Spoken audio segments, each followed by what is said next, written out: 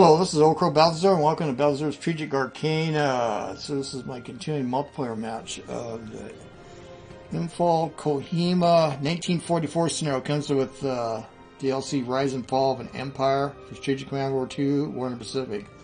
It's a multiplayer match. I'm playing with Tanaka, who's playing Japanese, and I'm playing Allies. Let's go. This should be the last episode, and so I'll include an AAR.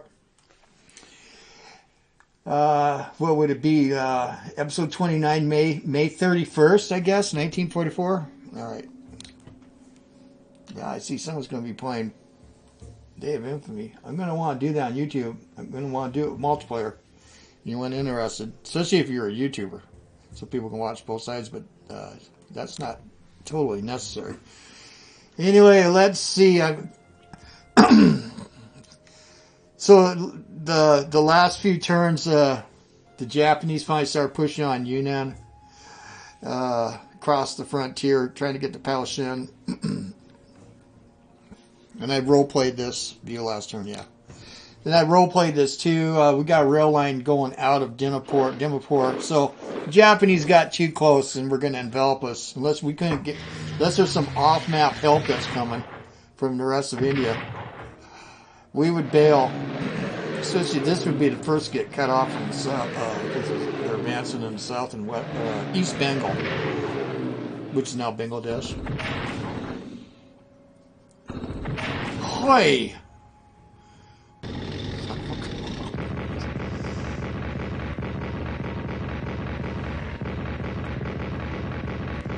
I'm going to see if I can look at the honors of that Japanese unit there. He's going to try barreling through. They just took Kohima.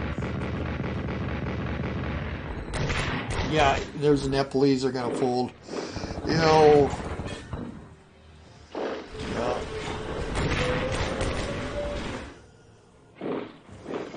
Yeah.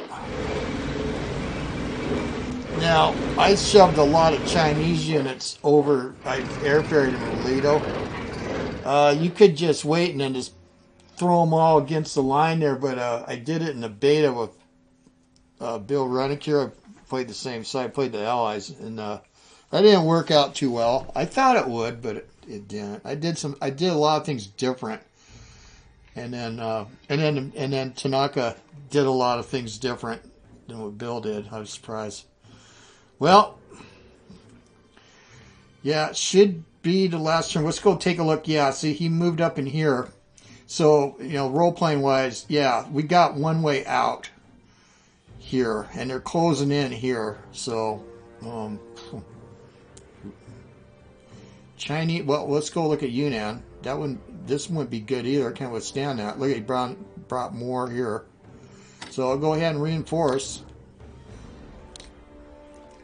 That's all the money we got. Yeah. Yeah, look at... this would be rough. And it's dangerous to back off, but I would actually back off behind the river. Alright. Here, yeah. So here...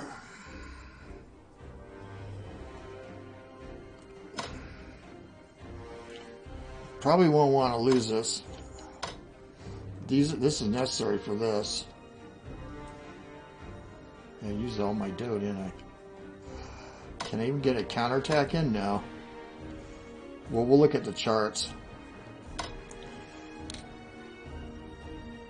I would probably get you up here to guard the approaches. He'd be on us pretty quick. Yeah, and we'd have to move stuff. Yeah, something like that. Guard the rail line road. All right.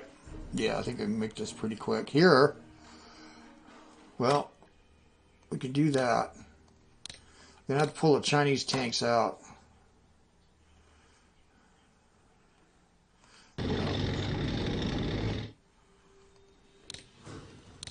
Ain't too shabby.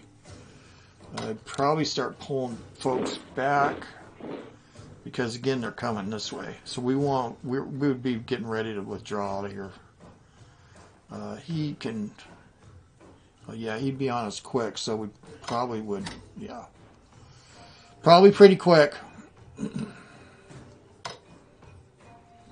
Yeah. Well, I think that is it, actually. I'd reinforce this. And no reason the in-game chat won't be able to see it, I don't think so. But we talk on Discord every day. And on YouTube. Yeah, as long as the Japanese didn't get right next to me, I'd probably want to try to get... he's entrenched with a 3, though. But I try to get you out. If I move this... Oh, wait. We can do this. Let's see. Yeah.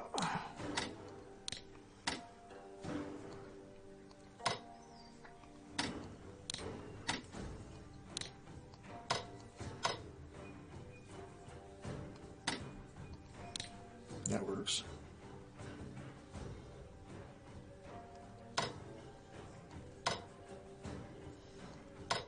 And we're actually choked.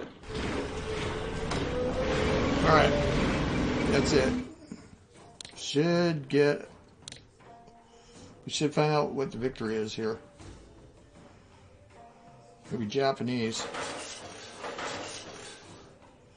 Axis minor victory, so I held them off to it from a decisive victory. What do I take them for? All right, let's go all that. Here's our score, Axis score here. Yeah, 37 kills. And we can go look at the reports here in a second. To my 8. Boy, I have more map-controlled MPPs than he does. That's something. Look at here, the national morale.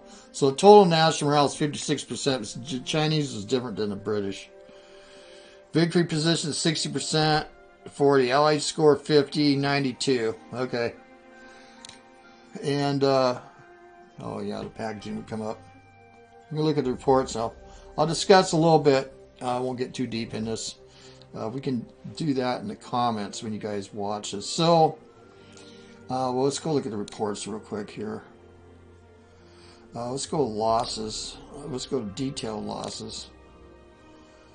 So, for the British, yeah, I lost 22 brigades, man. 4 regiments, and HQ. This is mostly Indians. We could just say that. It's Commonwealth. British Raj.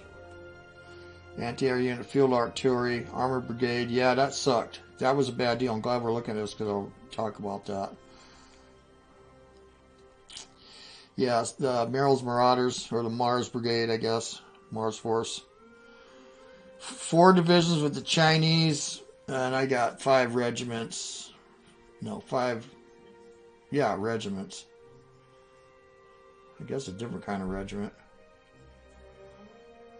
And yeah, we got the HQ. That was nice. And a Special Forces unit. Didn't get any of his planes. I managed to do that in the beta multiplayer. Well, that's fine. So, early on, I pulled off a lot of units that were here at Arakan. I guess Arakan front here, or sector. And I think I pulled too many out. I probably should have kept it heavy, but I figured he was going to come in like a freight train. Right? And he did. But through here and here. And I just want to have enough units. It did not work out. Yeah, look at this big invasion army he's got. Yeah, there's no stopping that. Including the planes.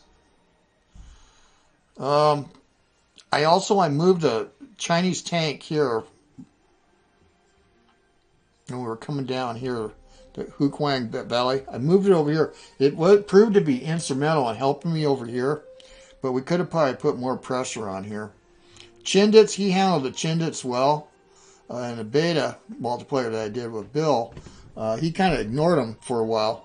Later on, they got massacred though. But these ones, I just couldn't do anything with them when they landed in this area. So, yeah, I don't know what I would have did differently. The whole focus was here and here, of course. But yeah, this really undermined a lot of things. Also, so playing 2 of these at the same time, this is my opinion only. And this is the thing. I think as it stands, this version right now is perfect for single player. If you're playing the Allies against the Japanese and you put it up to veteran, I think that you're going to have a hell of a match. I did it on the side because I wanted to see. I had to test this, and I think it's fine. In multiplayer, though, and so that's why it's hard to design these games, because you design a scenario, it's 90%, 95% of the people that play, they play single player, but then there's those hardcore multiplayers, right? And you know, some people do exploits or whatever. Most people are just, their multiplayer is pretty skilled, or a lot anyway, skilled enough that they know at least the basics of the SC ecosystem mechanics. Tanaka is one of those ones that does, and he doesn't do exploits or anything like that. He comes up with unorthodox tactics or strategies, and he did here. He came in heavy down here. He did figure out that I got weak here, and he diverted forces down here. Also diverted forces take out the Chindits, which then help roll this way to Toledo. That surprised me. But money-wise, I think with multiplayer, I don't know if single player or not. I guess if you put it up to veteran or expert, this wouldn't matter then. The relative income between both sides is about the same, but with one caveat. Let's go to graphs. MPP. We can just go all the way back here. So the collective money, I think it's what, 175 that they get MPP. All right. Well, the British get 145, and then there's Americans 15. So you're at 160, and then the Chinese. Oh, I forgot now. But it's roughly the same, maybe just as the Japanese. The problem is the brunt of most of the attrition that the Allied side is going to take, it's going to be against the Indians or the British side. Indian troops. 95% of these are Indian troops. About. So I think that the British probably should get more, maybe 20, maybe 30 MPP a turn. 20 for sure. So collectively, they'll have more than the Japanese. Also, but it will help the attrition. I almost lean on 30. Or another solution is for the Japanese income to drop halfway through this, because they were at the end of the rope. And this was a Shikaraganai. We have no choice type of operation.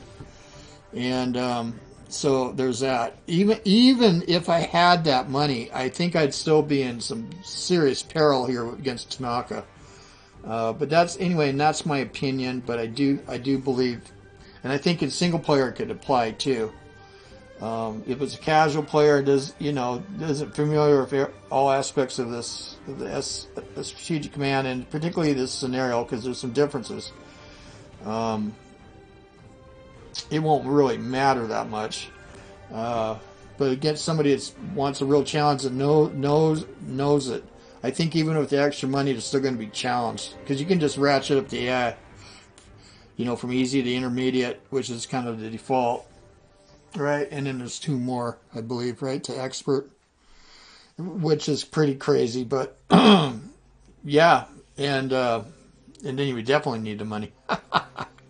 Anyway, with that, Tanaka just did a killer job, man. I'll let him comment. He's not a YouTuber, but I would have loved to see what his thought processes were. Some things. But I played him for years, and I was expecting it was going to be rough, especially with the Japanese. Never beat him. Never beat him when the Japanese involved one of our games. I did Iwo Jima. That's right, but that was kind of a fait accompli there, and I had to pay. And that's on my channel if you want to watch Iwo Jima. Yeah, I landed there. It wasn't that easy. But let's see, Strategic Command rolled at 1. That was a long game. That's on my channel too. I think it was like 3 years ago. I did manage to eke out a victory over him. Playing the Entente. Anyway, this was a great game. Thanks to Robert Carver and Bill Renick here. Bill, I talked to him. If you watch this, told me that he spent umpteen amount of time, 60 maps, pouring over this period pieces, maps, Google Earth, and mind you, that this is how many years ago? 60, 70, 80 plus years ago this happened. There's been a lot of changes in Burma. So you're looking at Google Earth, right? I use it a lot. And yeah, to make a map like this based on the situation that was in 1944, 1945, you know, and you're trying to coordinate all this and design all this is just awesome. I mean, there's so many little details here. Long range. I just noticed this rail line here. Halfway through this scenario, I noticed that here's the oil fields here at Inda, which you see in the Strategic Command Pacific game, and I believe World at War too. I think there's an oil field. Anyway, it's pretty remarkable, man. And I've been following the conflict that's been going on here in Myanmar too. For quite a while against the regime. All these different factions are fighting the regime. Some of them are indigenous. You know, they want autonomy. Some of them want democracy. But they've all allied together against the regime in Myanmar to this day. So I'm very familiar with of looking at Burma, Myanmar, and because I track some of the different factions, stuff like that. The Chin up over here, and Arakan down here, and Shan States over here. It's pretty remarkable. Ancient old history, but anyway, the point is this map is just awesome. And it's large, man. It gets swallowed up in the jungles and the mountains, man. So, with that, thanks, Tanaka. Congratulations. This was fun, man. And we're going to do something again here soon, I'm pretty sure. Well, I know we got something else going. It isn't Strategic Command. It's Field of Glory Empires. We got like a 10-player thing we're going to try to produce. And then we got something else going on right now. But I'm trying to talk them into, well, I better not say here. There's some other ideas I got, especially with the Pacific. Anyway, so hey, thanks, Fury Software. And thanks to everybody else for commenting, likes, and all that. See you guys on the virtual battlefields. I'm gone. Gone, I say.